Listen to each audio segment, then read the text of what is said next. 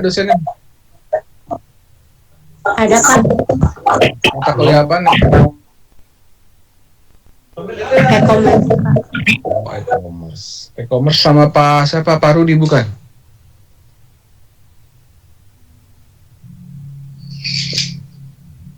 E-commerce dengan siapa tadi dosen yang jam pertama? Dengan Pak Firdaus Pak. Oh, Pak Firdaus. Ya, ya. Kalau boleh tahu kelas M dosen PS siapa ya? Bu Berta Mikro Pak. Bu Berta Pak. Berta Huta Jalu ya? Ya betul Pak. Oke, untuk informasi KKP udah di share belum sama dosen PA? Alur KKP. Oh belum Pak. Tadi sudah Pak. Oh, udah kamu share, Vi, di itu. Ya Pak. Oke. Yang alurnya pengajuan formulir di prodi dengan Bu Wayan ya. Ya itu sudah. Jadi kalau bisa secepatnya kalau pas luring minggu depan langsung ngisi formnya. Karena kan nanti sistemnya antrian itu. Jadi nggak bisa langsung direspon. Jadi semakin cepat kalian ngumpulin nanti semakin cepat ketahuan dosen KKP-nya. Udah tahu kan ya ruang prodi ya di gedung 6 ya? Lantai 2. Sudah Pak. Oke, siap. Biasanya nanti lewat staf prodi paniin di depan itu kan ada meja depan ruang prodi, biasanya nanti ada form di situ. Gitu. Jadi untuk KKP itu salah satu syarat untuk pengajuan tugas akhir untuk KKP. Jadi kalau nanti pada saat kalian mau ngumpulin tugas akhir, salah satu syarat ada bukti penyerahan KKP gitu. Nah, sedangkan untuk KKP itu kalau kalian belum lulus pemrograman visual itu nggak bisa ngambil, karena kan di situ ada kelompoknya. Tapi insya Allah visual udah lulus semua ya kemarin pemrograman visual. Alhamdulillah lulus semua Pak. Alhamdulillah ya. Karena di situ kan tertera nama kelompok. Jadi nanti pada saat pengisian formulir KKP itu nggak boleh nambah atau berkurang kelompoknya itu. Gitu. Jadi kan datanya itu harus sinkron sama prodi, karena kalau nanti nggak sinkron data nama kelompok kan nanti biasanya lama dikembaliinnya formulirnya gitu. Jadi nanti bermasalah lagi. Karena nanti kalau udah dapet dosen pembimbing KKP juga nanti ada yang cepat, ada yang lama responnya. Kayak gitu. Karena kalau nanti lama pada saat ngumpulinnya khawatirnya juga lewat dari deadline. Jadi sekedar informasi kalau di Unindra ini sekarang udah nggak ada pemutihan kayak yang lalu-lalu. Jadi kalau kalian udah 7 semester atau 14 pertemuan itu udah kena DO. Jadi misalkan kalau udah tahun ke-7 atau 14 semester tinggal tugas akhir nggak ngumpulin, ya udah di DO. Kemarin ada mahasiswa saya 2 itu karena dia memang pertama banyak cutinya, jadi pernah cuti masuk aktif lalu nanti cuti lagi gitu, seperti itu. Padahal udah saya wanti-wanti. Jadi kalau kalian masih ada nilai-nilai ngulang ya diatur strateginya aja, jangan sampai nanti 14 semester atau 7 tahun seperti itu. Terus untuk KKP dengan tugas akhir itu sama format penulisannya. Yang membedakan itu kalau tugas akhir itu ada metodenya, kalau yang KKP itu enggak. Tapi untuk programnya pakai Java, minimal reportnya 4 report atau laporan yang di print. Kan nanti ada tuh misalkan data karyawan, lalu data laporan penjualan, seperti itu minimal 4 reportnya. Ada yang ditanyakan dulu nggak tentang perkuliahan sebelum masuk materi?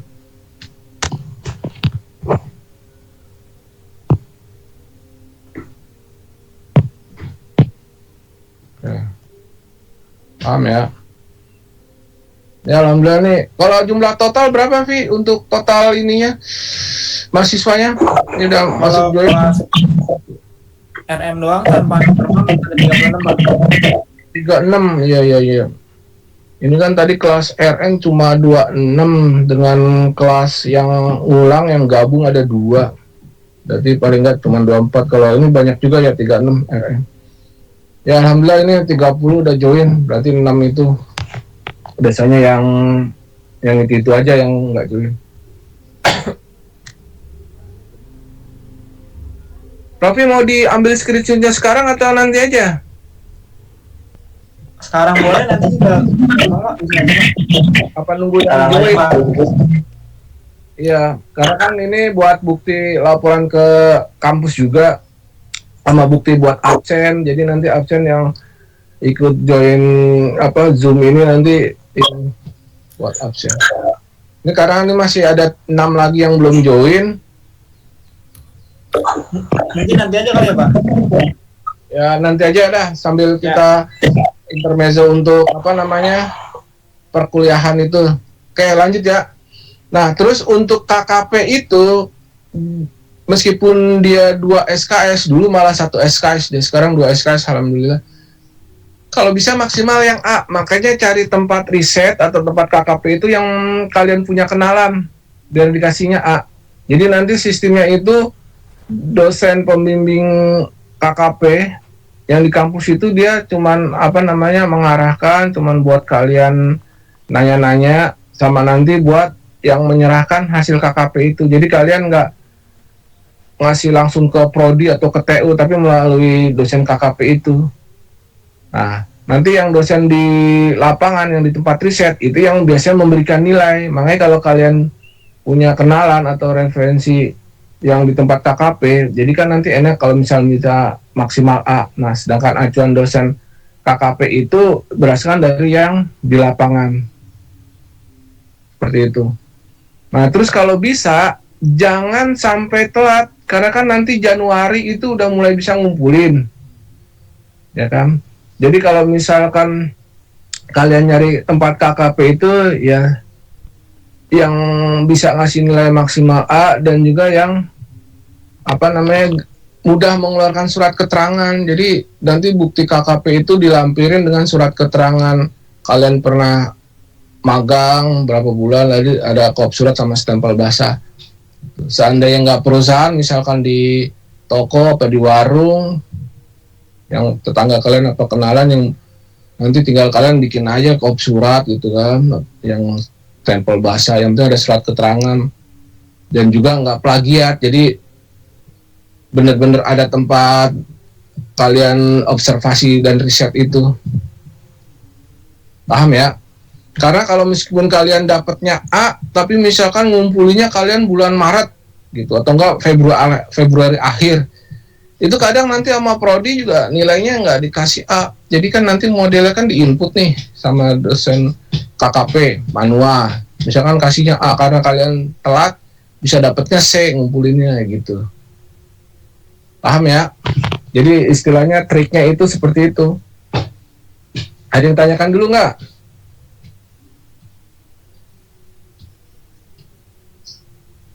Pas ya, lanjut.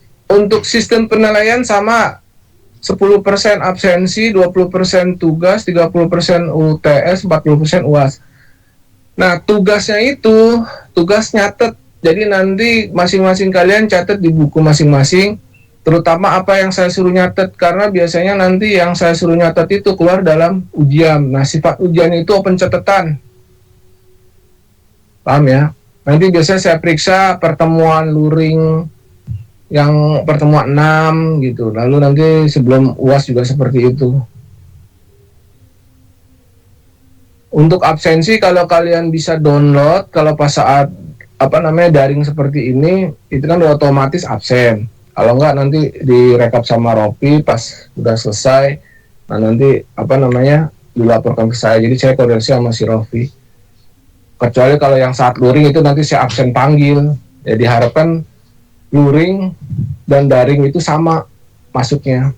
Karena kita sama-sama berkewajiban mengenai pertemuan gitu. Jadi kalau nanti kalian nilainya kurang, ya saya bantu untuk kalau ujiannya kurang-kurang.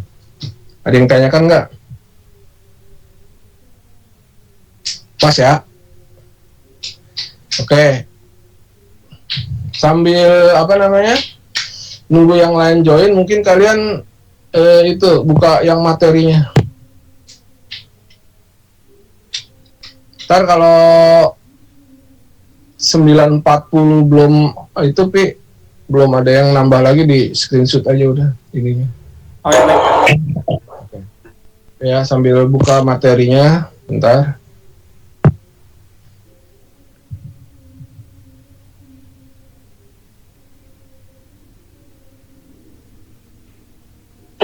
Jadi untuk SBP ini sebenarnya dulu waktu zamannya saya kuliah S1 TI itu ada namanya mata kuliah Artificial Intelligence.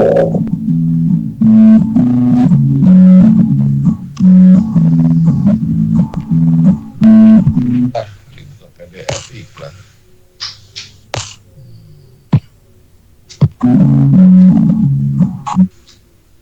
Nah, lalu ada namanya mata kuliah sistem pakar dan sistem pengambilan keputusan. Gimana sekarang itu udah nggak ada, dijadikan mata kuliah sistem berbasis pengetahuan.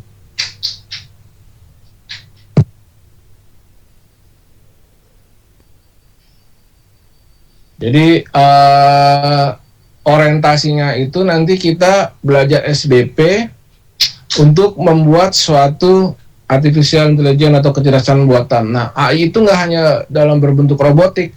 Kalian buat aplikasi yang memudahkan untuk user, kayak kalian tugas akhir membuat program yang untuk memudahkan user membaca report atau laporan, yaitu sebenarnya AI. Intinya untuk AI itu yang dari manual menjadi computerized, memudahkan user untuk memahami, ibaratnya menjadi seorang pakar yang mengetahui yang ditampilkan data-data tersebut. Oke, lanjut ya. Di dalam materi itu untuk slide yang kedua itu rencana pembelajaran semester. Nah, setiap mata kuliah itu kita bisa lihat di dalam rencana pembelajaran semester itu. Jadi setiap pertemuan itu apa yang kita pelajari, nah itu bisa ketahuan nanti orientasinya kita mau belajar tentang apa. Dan di dalam SBP itu pertemuan pertama itu tentang pengenalan sistem berbasis pengetahuan, lalu akuisisi dan validasi knowledge. Akuisisi dalam hal ini mengumpulkan berbagai informasi dan pengetahuan dan memvalidasi pengetahuan tersebut. Yang ketiga, induksi rule, case-based reasoning, dan komputasi saraf. Yang keempat, pengenalan sistem pakar berbasis pengetahuan. 5, representasi pengetahuan. Lalu yang keenam, konsep dasar ripple dan rule. Yang ketujuh, inferensi. Lalu UTS. Nah, kita lihat pertemuan pertama sampai ke-7 itu masih berupa teori-teori, di mana nanti ujiannya itu biasanya kalian membuat analisis dan membuat kayak contoh perbedaan AI, sistem pakar, sistem pengambilan keputusan itu apa. Lalu nanti perbedaan AI dengan pemrograman konvensional itu apa. Seperti itu. Lalu nanti setelah UTS baru kalian masuk ke dalam metode-metode. Di mana metode ini bisa kalian gunakan di dalam tugas akhir. Jadi kan untuk tugas akhir itu udah nggak bisa pakai perencanaan sistem informasi, itu udah nggak bisa gitu. Nah, lalu menggunakan metode diantaranya metode backward chaining, forward chaining, theorem bias, searching factor, sistem fuzzy. Nah, itu ada kurang lebih ada 5 yang bisa kalian gunakan, atau metode yang lainnya biasanya tuh mahasiswa ada yang SAW gitu kan.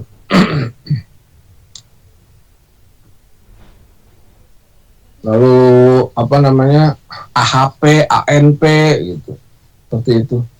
Lalu ada lagi konsep perencanaan sistem pakar yang pertemuan 14, lalu yang ke-15 pengembangan sistem pakar. Nah, itu kurang lebih seperti itu. Lanjut, deskripsi mata kuliah SBP. Dalam hal ini mata kuliah SBP itu mengolah informasi dari berbagai pengetahuan untuk pengambilan keputusan, sehingga menghasilkan kecerdasan buatan dalam bentuk sistem pakar yang berbasis pengetahuan. Jadi dalam hal ini SBP itu merupakan salah satu dari sistem pakar dan sistem pengambilan keputusan. Sedangkan sistem pakar dan SPK merupakan salah satu bagian cabang ilmu dari bidang kecerdasan buatan. SPP adalah sistem berbasis rule, di mana pengetahuannya atau knowledge base berupa aturan-aturan atau rules. Jadi gampangnya gini, paling atas itu AI, ya kan, artificial intelligence atau kecerdasan buatan. Nah itu di bawahnya itu ada cabang-cabang ilmunya, ya kan. Di antaranya itu ada dua nih percabangannya, ada sistem pakar dan sistem pengambilan keputusan. Lalu nanti ada cabang ilmu yang lain, di mana sistem pakar dan sistem pengambilan keputusan itu merupakan induknya dari SBP gitu. Jadi SBP itu ada di bawah, dia merangkum di antaranya itu rule base atau pengetahuan dasar dan juga rule base aturan-aturan.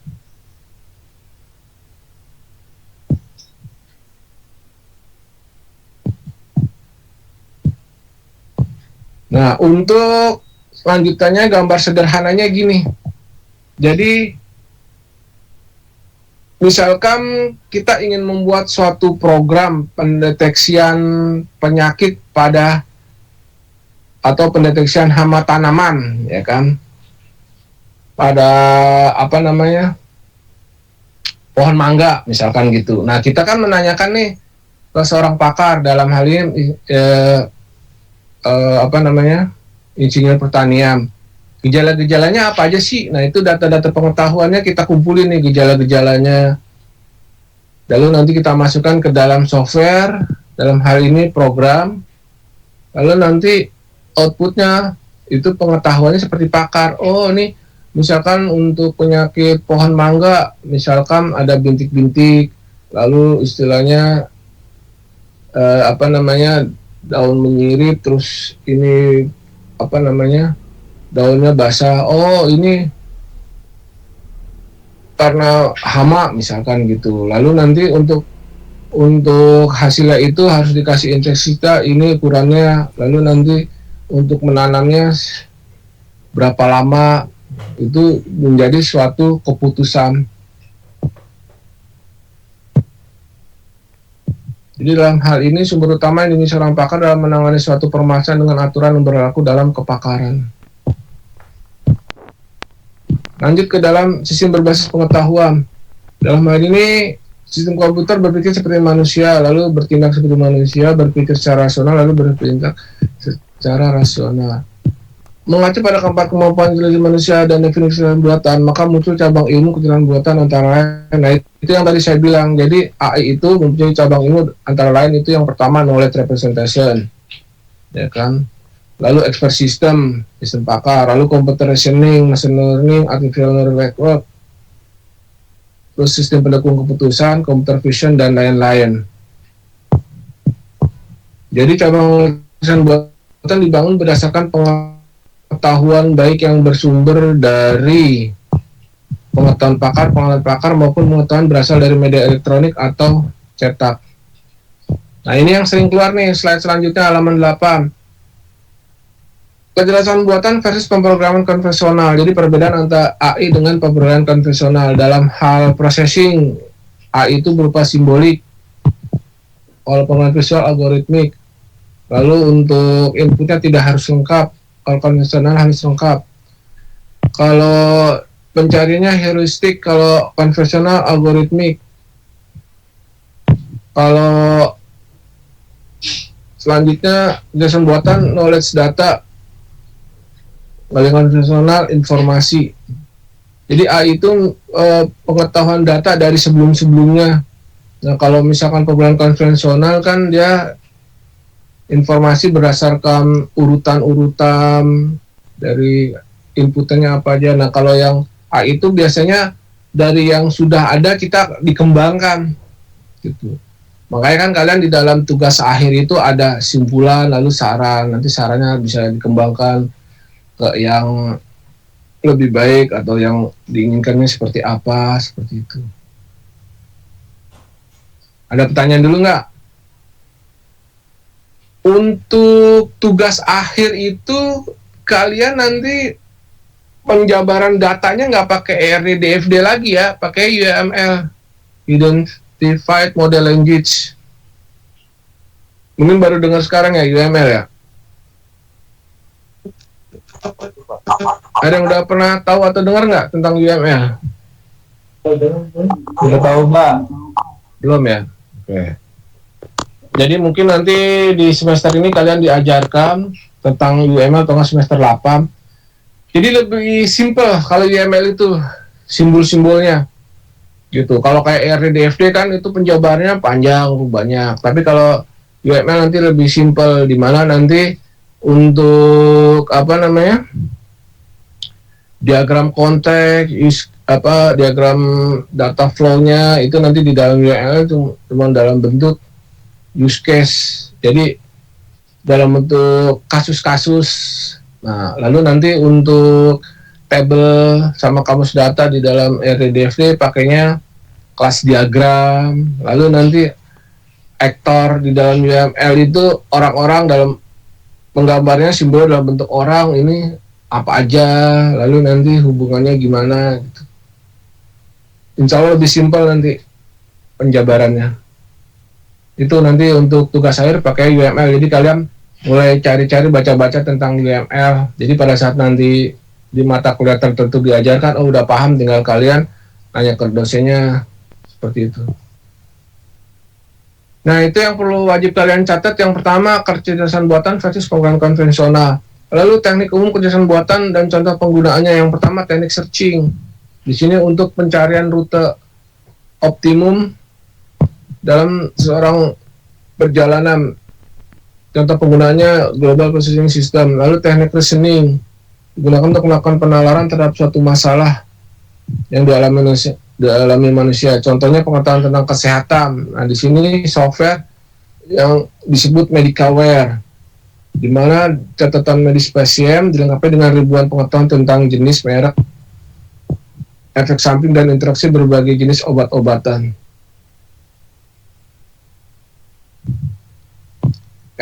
Kemarin saya ngalamin sendiri itu ada presentasi dari Rumah Sehat gitu. Mungkin kalau kalian udah pernah dengar, di mana dia mempunyai alat deteksi. Kita nempelin nih telapak tangan kita di sensor itu. Nah, sensor infrared, di mana sensornya itu dihubungkan dengan komputer atau laptop yang berisikan software. Jadi kita tempel tangan kita, nanti kedeteksi nih tekanan darah, gula darah gitu. Walau alam akurat atau enggak, tapi ya istilah itu salah satu contoh AI. Jadi di situ tertera data-data kesehatan kita, sehingga nanti bisa diambil output. Oh, ini kita lebih banyak gula darahnya. Nah, nanti untuk pengambilan keputusannya nanti disarankan kita untuk makan sayur-sayuran gitu, banyakin olahraga. Nah, itu di situ perlu dibutuhkan manajerial dalam pengambilan keputusan. Jadi nggak AI itu ya kan harus membutuhkan seorang manajerial untuk pengambilan keputusannya. Jadi AI itu hanya membantu analisis, ya kan, lalu nanti gambaran data-data berupa grafik gitu kan, atau diagram. Nah, nanti perlu pengambilan keputusan itu seorang manajerial. Paham ya? Lalu teknik planning. Teknik planning ini untuk melakukan perencanaan terhadap suatu masalah yang diselesaikan. Dalam hal ini untuk software perakitan pesawat terbang. Nah, jadi kan untuk perakitan harus, dalam contoh ini menggunakan Optimum AIV, di mana untuk verifikasi penggabungannya itu derajat keakuratannya seperti apa. Dan yang terakhir technical learning. Nah, technical learning ini melalui proses pembelajaran dan pelatihan sedemikian rupa hingga menjadi proses layaknya manusia, contoh robotik. Nah, makanya kan nanti ke depannya fungsi AI itu menggantikan fungsi manusia yang banyak mungkin, ya kan, bukan mungkin menggantikan fungsi manusia yang banyak dengan hanya menggunakan satu manusia sebagai operator dan juga manajerial atau pengambilan keputusan. Kayak dari pabrik-pabrik itu udah banyak digunakan kan. Ada misalnya tenaga manusia ada ribuan jadi karena mesin. Kayak misalkan pabrik mobil itu kan menggunakan mesin tuh, dia cepat. Paling nanti untuk yang manusia itu finishing dan juga operatornya. Lalu yang banyak digunakan sekarang robot pelayan. Nah, itu banyak menyajikan pelayan-pelayan pakai robot. Dan juga ada robot anjing, robot polisi buat ngedeteksi misalnya kayak bom gitu. Nah, itu. Lalu yang sering keluar juga itu perbedaan sistem pakar dan sistem pengambilan keputusan, slide halaman 10. Jadi dalam hal ini sistem pakar informasinya bersifat pasif. Jadi sistem mampu berpikir sesuai dengan pengetahuan dari pakar dan hanya digunakan untuk mengganti pakar. Nah, di sini bersifat pasif maksudnya apa? Jadi kalau kita ingin mengambil data dari seorang pakar itu paling nggak bersumber dari satu. Contoh kayak misalkan penyakit diabetes dari satu dokter bilangnya harus pantangan ini itu, tapi dari dokter yang lain itu nggak mantang. Yang penting asal jumlahnya jangan terlalu banyak misalkan gitu. Yang satu boleh dilarang gunakan banyak minyak, yang satu boleh pakai minyak. Nah itu. Lalu kalau yang sistem pengambilan keputusan itu berupa informasi, semua tipe data menjadi grafik dan informasi bersifatnya aktif. Sistem mampu memberikan output tetapi hanya sebatas penentuan keputusan, bukan menentukan keputusan manajer. Nah itu dia yang tadi saya bilang. Jadi kalau SPK itu biasanya dalam bentuk hasil software, dalam bentuk data atau grafik. Nah di mana nanti ini baiknya pengobatan seperti ini gitu. Bayang ya. Jadi untuk sistem pakar, jadi sistem pakar lebih cenderung ke orangnya, ahlinya. SPK-nya itu lebih cenderung ke hasil yang didapat setelah mengolah data-data dari seorang pakar atau seorang ahlinya. Halaman 11, halaman 11. Sistem pakar dalam kecerdasan buatan. Dalam ini sistem pakar adalah program kecerdasan buatan yang menggabungkan pangkalan pengetahuan base dengan sistem inferensi untuk menjadikan seorang pakar. Suatu sistem pakar adalah suatu sistem komputer yang menyamai atau emulates kemampuan pengambilan keputusan dari seorang pakar. Istilah emulate berarti sistem pakar diharapkan dapat bekerja dalam semua hal seperti seorang pakar. Nah, kebayang ya. Jadi sistem pakar itu untuk menjadikan seorang pakar dalam hal ini dia berupa program AI, program artificial intelligence. Nah ini contoh misalkan ada user nih, dia masih non expert, dia nggak ahli, tapi dia ingin menjadi seorang ahli kayak pakar pakai baju putih, di mana itu ahli itu memberikan data-data pengetahuan atau knowledge base di mana kita mengolah di dalam inference engine sehingga memberi saran kepada yang tadi user itu nggak ngerti, jadinya dia ngerti gitu. Contoh misalkan si user ini pengen tahu penyakit demam berdarah gitu kan, lalu nanti dokter memberikan gejala-gejala penyakit demam berdarah itu misalkan suhu tinggi di atas 39, lalu bintik-bintik merah, lalu buang-buang air, lemas. Nah, nanti dari data itu ketahuan, ini penyakitnya berlangsung berapa lama, lalu nanti makanan yang harus konsumsi itu apa, misalkan banyakkan buah jambu, seperti itu. Jadi nanti untuk yang user nggak ngerti, jadi ngerti, penanganannya seperti ini. Ada yang tanyakan dulu nggak? Pas ya, lanjut. Jadi kelebihan sistem pakar itu menghimpun data dalam jumlah besar, menyimpan data tersebut dalam jangka waktu yang lama dan dalam bentuk tertentu, mengerjakan penghitungan secara cepat dan tepat, serta mencari kembali data yang tersimpan. Meningkatkan produktivitas membuat seorang yang awam bekerja seperti layaknya seorang pakar. Meningkatkan kualitas dengan memberi nasihat yang konsisten dan mengurangi kesalahan. Apa meningkat pengetahuan dan kepakaran dapat operasi lingkungan yang berbahaya dan seterusnya.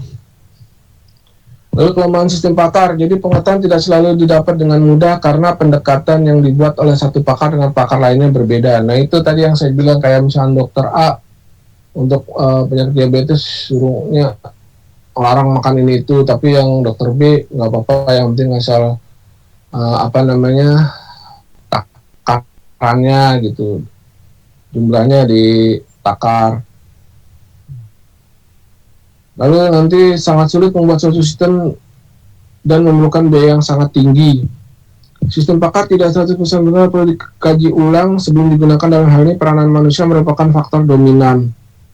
Nah, contoh lain untuk hasil dari sistem pakar, di mana nanti kalian bikin program, kan nggak langsung diaplikasikan, pasti ada uji coba dulu gitu. Nah, contoh lain jalan tol lah. Biasanya jalan tol kan itu penggabungan dari beberapa pakar, misalkan dari insinyur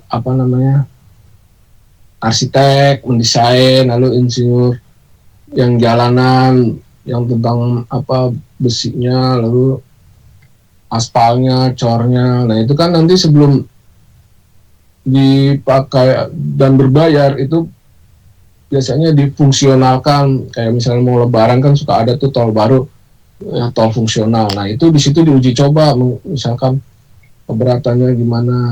Atau yang terakhir lagi trending kemarin tuh di Cina, mau ngetes kekuatan jembatan di atas ketinggian 900 meter. Nah itu ada truk bermuatan 9 ton sampai ada berapa 960 truk. Nah itu jadi dicoba dulu sebelum digunakan. Lalu elemen manusia dan sistem pakar, di sini ada pakar, ada knowledge engineer, ada user. Nah itu tadi yang contoh buat jalan tol atau jembatan, itu kan gabungan dari ada pakar, lalu ada knowledge engineer yang mengetahui mesin-mesin yang akan digunakan, lalu user dalam hal ini klien yang dia istilahnya yang membuat proyek. Saya mau, misalnya pemerintah mau bikin jalan tol, jembatan, maunya seperti ini. Lalu nanti ada yang pembelajaran yang untuk maintenance-nya dari tenaga pemerintahnya itu. Lalu pembangunan sistem pakar yang ingin pakar bertindak sebagai partner. Lalu nanti pakar dan juga pihak lain seperti vendornya, sistem builder, lalu staf pendukung. Jadi komponen-komponen itu kurang lebih ada 4 elemen manusia dan sistem pakar. Lalu komponen sistem pakar ada akuisisi pengetahuan. Dalam hal ini memasukkan pengetahuan dari seorang pakar dengan cara merekayasa pengetahuan agar bisa diproses oleh komputer dan meletakkan ke dalam basis pengetahuan dengan format tertentu dalam bentuk representasi pengetahuan. Jadi sumber-sumber pengetahuan bisa diperoleh dari pakar, buku, dokumen, multimedia, basis data, laporan eksekusi, dan informasi yang terdapat di web. Nah, kayak kalian bikin tugas akhir, kan di dalam bab 2 itu ada landasan teori. Misalkan kalian teori tentang sistem itu apa, tentang misalkan persediaan barang itu apa penjelasannya. Lalu nanti ada referensi tentang studi yang relevan, yaitu skripsi orang yang sama dengan kita tapi berbeda objeknya. Nah itu kita pelajari dari situ. Lalu nanti ada yang dari jurnal. Nah itu maksudnya. Jadi kita mengasih pengetahuan. Lalu basis pengetahuan atau knowledge, dalam hal ini fakta biasanya berupa situasi kondisi atau permasalahan yang ada. Nah biasanya kan kalian kalau buat tugas akhir kan riset di lapangan. Nah kalian observasi, melihat situasi kondisi, di mana nanti kalau yang masih manual, data yang masih manual berupa Office, Excel atau apa, itu kalian analisis. Lalu dari fakta dan kondisi tersebut permasalahannya apa? Oh kita mau nyari data persediaan barang yang cepat, itu susah. Nah kalian bikin programnya dengan mengikuti rule atau aturan di mana mengarahkan penggunaan pengetahuan memecahkan masalah tersebut. Jadi yang masalah, misalnya kita mau nyari data barang A, stoknya tinggal berapa. Nah, kita pakai program yang kita buat itu, langsung ketahuan ada tidaknya data barang gitu dari misalkan dari persediaan barang. Lalu mesin inferensi atau inference engines, di sini memandu proses penalaan terhadap suatu kondisi berdasarkan basis pengetahuan yang ada, memanipulasi dan mengarahkan kaidah, model, dan fakta yang disimpan dalam basis pengetahuan untuk mencapai solusi atau kesimpulan. Jadi dalam mesin inferensi ini kalian untuk membuat program nanti, jadi dari data-data tersebut itu tidak harus sesuai gitu. Jadi dikondisikan yang maunya user dan yang kalian bisa bikin programnya.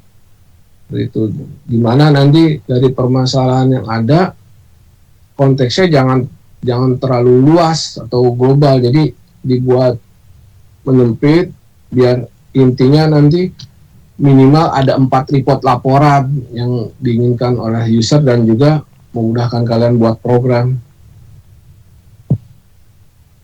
Karena kalau di Unindra itu kalau sekarang tugas akhir dan KKP itu nggak ada sidang. Makanya kalau kalian misalkan berlarut-larut, khawatiran nanti beda kebijakan, beda aturan lagi. Nanti kalau ada sidang lagi, nanti repot lagi. Kalian harus presentasi di depan penguji 3 orang secara langsung. Kalau sekarang kan masih mudah-mudahan sama, nanti zamannya kalian ngumpulin masih nyusun, udah di ACC tanda tangan pemilu pertama kedua, kumpulin udah, tinggal nunggu nilai. Nah itu berarti tanggal yudisium kalian tanggal itu. Tapi kalau misalkan kayak zaman dulu mau maju sidang aja harus demo program dulu, lalu nanti udah disidangkan di depan penguji secara langsung, udah selesai revisi, mau ngumpulin berkas di hardcover, demo sidang lagi. Nah itu makanya tadi saya buat strategi biarin lulus tepat waktu seperti itu. Takutnya beda kebijakan, beda zaman nanti.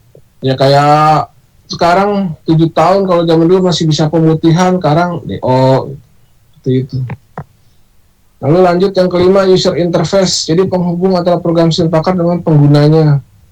Lalu subsistem penjelasan, explanation subsystem, yang memberi penjelasan ke pengguna. Kesimpulan yang dapat dipahami pengguna merupakan hasil dari proses pemindahan keahlian seorang pakar seperti dalam pemecahan masalah. Nah ini dia.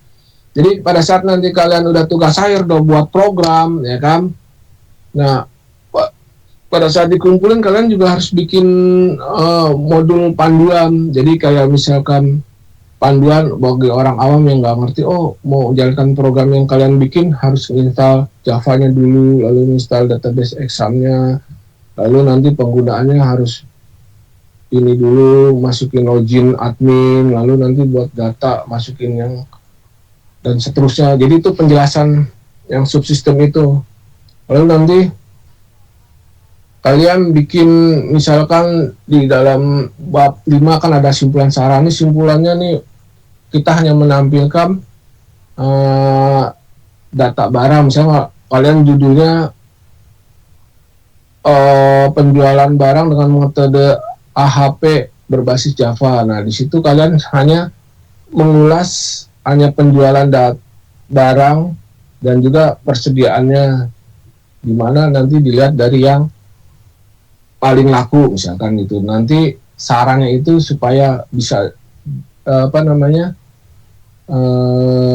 menjadi data barang tersebut bisa digunakan menjadi penjualan dan sebagainya.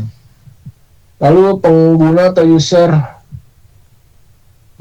membutuhkan solusi dan saran atau pelatihan training dari permasalahan yang ada. Nah ini untuk bagian dari sistem pakar, ada lingkungan pengembangan, lalu ada lingkungan konsultasi. Nah jadi dalam hal ini untuk pembuatan hasil dari sistem pakar itu masuk ke dalam lingkungan konsultasi, lalu nanti pengembangannya itu masuk ke dalam konsultasi environment. Karena kan untuk setiap program yang kalian buat atau program yang ada sekarang pasti kan harus ada dikembangkan. Nah, makanya di situ berdasarkan dari fakta yang udah ada, lalu nanti rule-nya itu mau ditambahkan seperti apa. Ya kayak contoh software pasti kan suka ada update, kayak yang sekarang udah iOS 76 gitu. Nah, itu berdasarkan dari yang udah ada. Makanya di situ bedanya AI dengan konvensional. Kalau AI kan dia mengembangkan yang udah ada, kalau konvensional kan dari dasar lagi diolah datanya. Jadi di dalam SPK itu dikenal juga dengan nama Decision Support System atau DSS.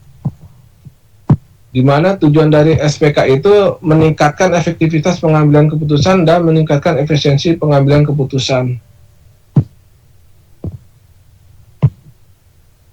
Dari sini komponen SPK berperan untuk terintegrasi dengan manajemen data pemodelan.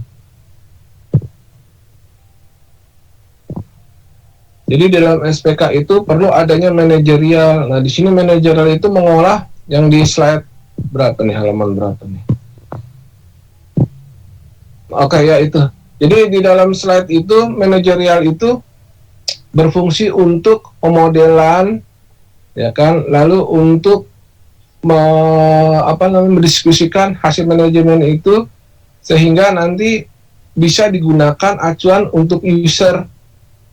Jadi datanya itu berdasarkan dari data eksternal dan juga internal.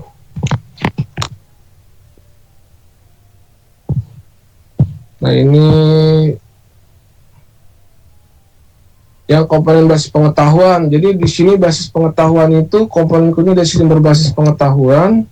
Slide di bawahnya yang halaman 23.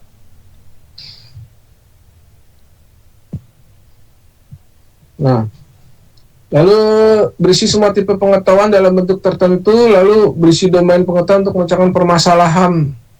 Yang komponen basis pengetahuan adalah fakta, aturan, penalaran, dan meta-knowledge. Dari yang saya jelasin slide kedua sampai yang 23, itu sebenarnya gambaran secara menyeluruh ada di slide yang terakhir ini 24. Nah, ya itu dia. Jadi gambaran sistem berbasis pengetahuan, sistem pakar, dan SPK. Jadi yang sistem pakar itu, ya kan, lalu nanti hasilnya menjadi sistem pengambilan keputusan itu masuk ke dalam sistem berbasis pengetahuan. Di sini kita lihat ada dokter penyakit dalam. Misalkan kita mau mendeteksi penyakit, kita nanya ke dokter penyakit dalam. Di situ dia memberikan data-data, lalu kita kumpulkan data tersebut, mengakuisisi pengetahuan tersebut menjadi basis pengetahuan penyakit dalam.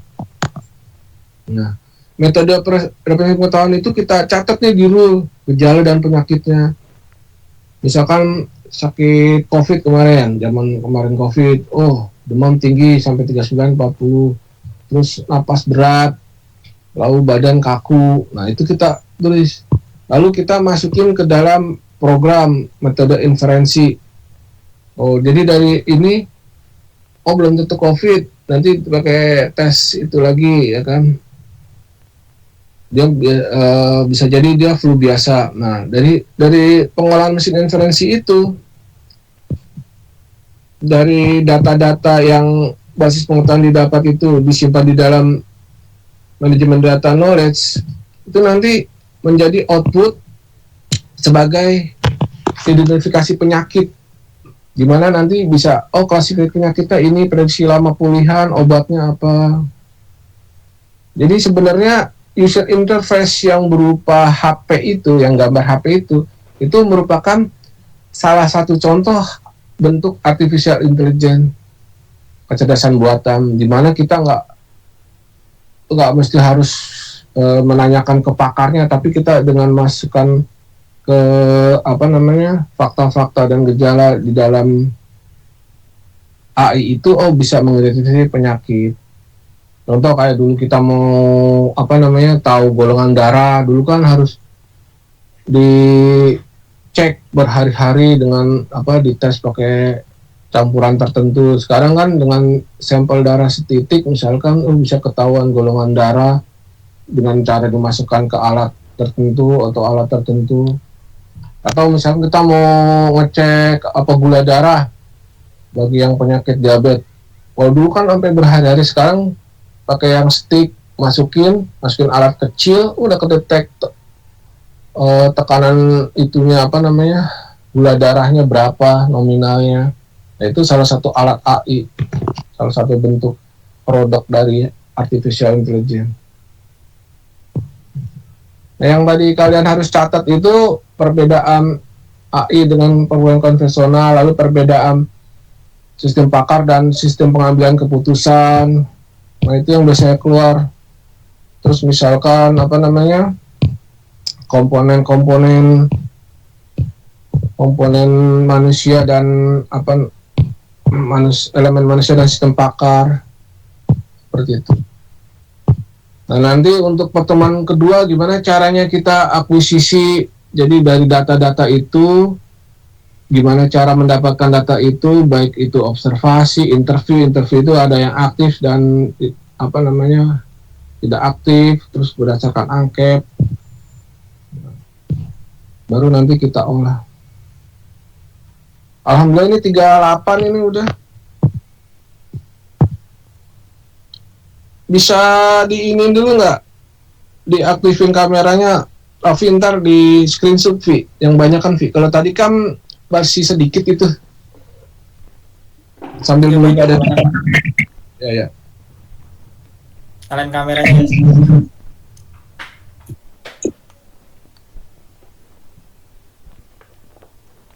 Pak, maaf saya nggak bisa buka kamera.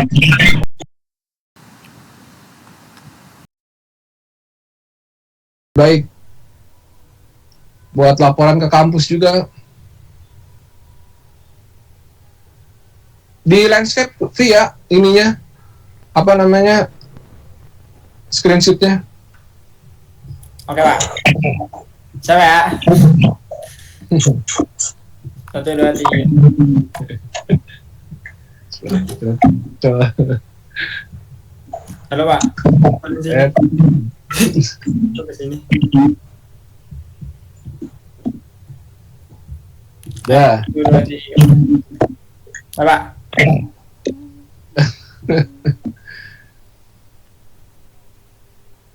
Tapi Sudah Pak. ya ini baru nongol.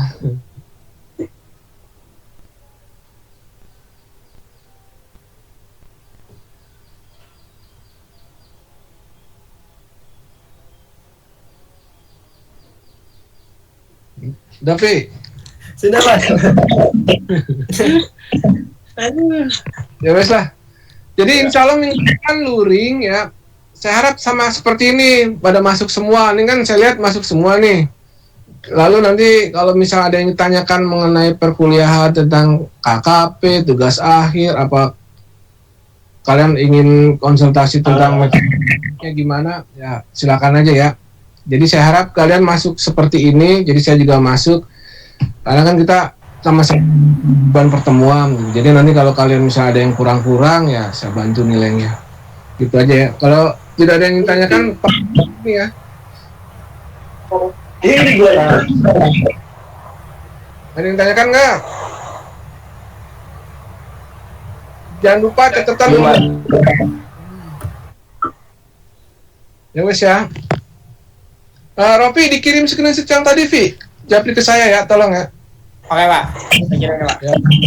Udah nih ya, makasih ya. Assalamualaikum warahmatullahi wabarakatuh. Waalaikumsalam warahmatullahi wabarakatuh. Waalaikumsalam warahmatullahi wabarakatuh.